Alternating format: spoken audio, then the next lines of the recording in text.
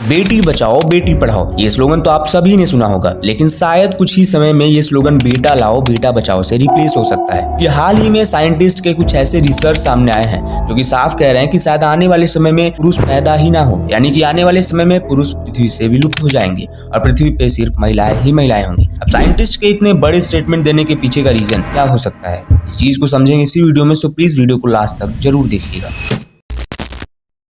अब दोस्तों साइंटिस्ट का कहना है कि वाई क्रोमोसोम जो कि humans and other mammal babies का सेक्स डिटरमाइन करता है वो धीरे धीरे पृथ्वी से विलुप्त हो रहा है। इन शॉर्ट बोले तो वो क्रोमोसोम जो कि ये डिसाइड करता है कि कोई बेबी मेल होगा या फीमेल, वो धीरे धीरे पृथ्वी से विलुप्त हो रहा है। अब दोस्तों आप सोच रहे होंगे कि आखिरकार ये क्रोमोसोम क्या होता है, तो मैं आपको बता दूं क्रोमोसोम एक थ्रेड लाइक स्ट्रक्चर होता है जो हमारे सेल के न्यूक्लियस में प्रेजेंट होता है, जिसको हम लोग डीएनए का कंडेंस्ड फॉर्म भी कह सकते हैं। दोस्तों ह्यूमन के हर एक सेल्स में 46 क्रोमोसोम्स होते हैं, यानी कि 23 पेयर्स ऑफ क्रोमोसोम्स, जिसमें से 22 पेयर्स ऑफ क्रोमोसोम महिला और पुरुष दोनों में सेम होता है, यानी दोनों में कॉमन होते हैं, लेकिन 1 पेयर ऑफ क्रोमोसोम दोनों में डिफरेंट होता है, जिन्हें सेक्स क्रोमोसोम के नाम से हम लोग जानते हैं, जो कि महिला में XX होता है और पुरुष में XY, और इस X एंड Y की कॉम्बिनेशन के ही कारण कोई भी बेबी मेल बेबी बनता है। लेकिन दोस्तों अब आप सोच रहे होंगे कि आखिरकार ये Y क्रोमोसोम इतना इंपॉर्टेंट है क्यों। दोस्तों दरअसल इस Y क्रोमोसोम में एक SRY नाम का जीन पाया जाता है। दोस्तों जीन एक सेगमेंट या पार्ट होता है डीएनए का जो बॉडी के एक स्पेसिफिक कैरेक्टर को डिसाइड करता है, जैसे हमारे आईज का कलर क्या होगा, हमारी स्किन का कलर क्या होगा,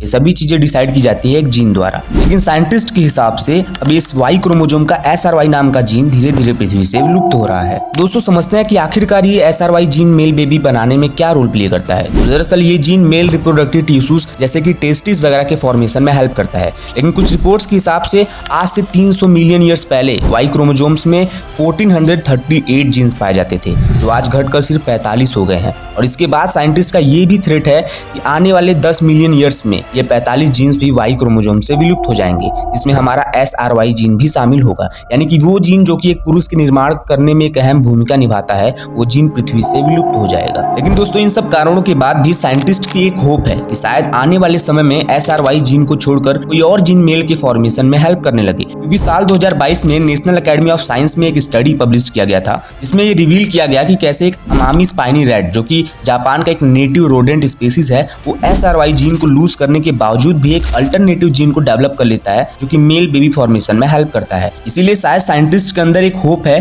कि हो सकता है कि आने वाले टाइम में मेल्स में भी एक न्यू जीन डेवलप हो जो कि SRY जीन की तरह ही काम करेगा। लेकिन अब दोस्तों ये जीन तो शायद 10 मिलियन साल बाद विलुप्त होगी, लेकिन उससे पहले साइंटिस्ट का ये कहना है कि पॉल्यूशन एक बहुत बड़ा कारण है मेल इनफर्टिलिटी का। इसलिए आजकल तो कुछ लोग अपनी स्पर्म्स और एग को फ्रीज करा के रख लेते हैं, ताकि आज से जब वो 13-14 साल बाद बच्चे करने का प्लान बनाए तो उन्हें पॉल्यूशन के कारण वीक स्पर्म्स और इनफर्टिलिटी का सामना ना करना पड़े। क्योंकि 1973 में जो स्पर्म काउंट 104 मिलियन पर मिलीलीटर था, वो 2018 में घटकर 49 मिलियन पर मिलीलीटर हो गया। और यहाँ तक कि पुरुषों में हर साल स्पर्म काउंट 1.2% की रेट से कम हो रहा है, जो कि एक बहुत बड़ा थ्रेट है हमारे आने वाले जनरेशन के लिए। अगर वीडियो इन्फॉर्मेटिव लगी हो तो please share this video and comment your opinion about this in comment section. जय हिंद, जय भारत।